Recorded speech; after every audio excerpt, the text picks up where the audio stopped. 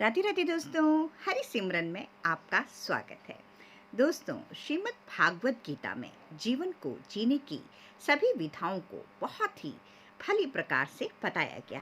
देवगुरु शुक्राचार्य ने राजा ययाति को श्राप क्यों दिया और फिर स्वयं ही राजा को उस श्राप से मुक्ति का क्या उपाय बताए। आइए आज हम इस कथा को जानते हैं। इक्ष्वाकु वंश के राजा नहुष के 6 पुत्र थे।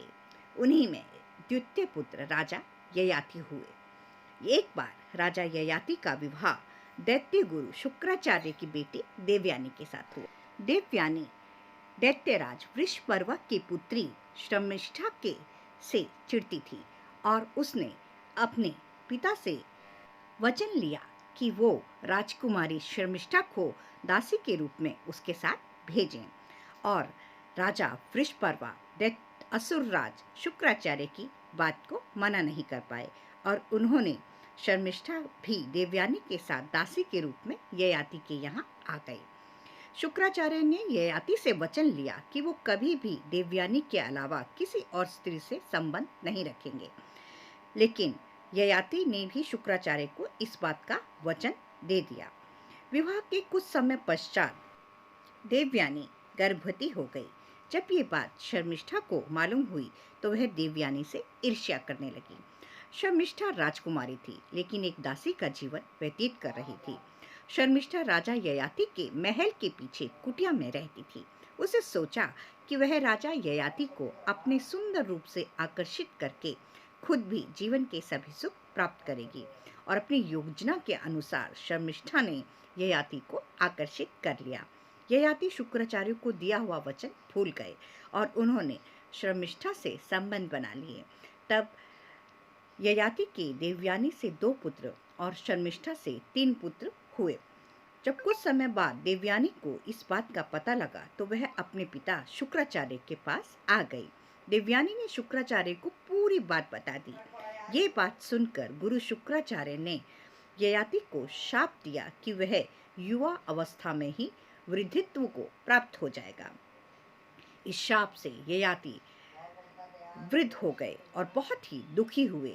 इसके बाद उन्होंने शुक्राचार्य से बहुत ही अनुनय विनय के साथ क्षमा मांगी और कहा कि इस शाप के प्रभाव से आपकी पुत्री भी दुखी होंगी। इस शाप का प्रभाव आपकी पुत्री पर भी होगा। तो दैत्य गुरु ने ययाति को शाप से मुक्ति का तरीका भी बता दिया। उन्होंने कहा कि कोई भी व्यक्ति जो अपनी इच्छा से अपने यौवन को आपको दे देगा तो आप अपने इस वृद्धित्व से मुक्ति पा जाएंगे। लेकिन राजा के वैवाहिक जीवन से इस तरह से सुख, विश्वास और सम्मान खत्म हो चुका था।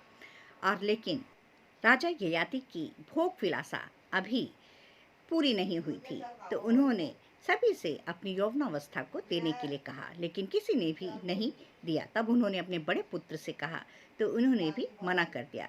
तब पुरु ने अपने पिता को शहर से अपनी यौवनावस्था दे दी और राजा ययाति फिर से यौवन को प्राप्त कर भोग पिपासा में लिप्त हो गए। लेकिन सहस्त्रों वर्षों तक भोग विलास के बाद भी उन्हें जब शांति नहीं मिली और वो जब इससे विमुक्त नहीं हो पाए तो उन्हें ये सब अच्छा नहीं लगा और उन्हें अपनी गलती का एहसास हुआ। तब उन्होंने पुरु को अपना राजा बना दिया और खुद वानप्रस्थ को चले गए।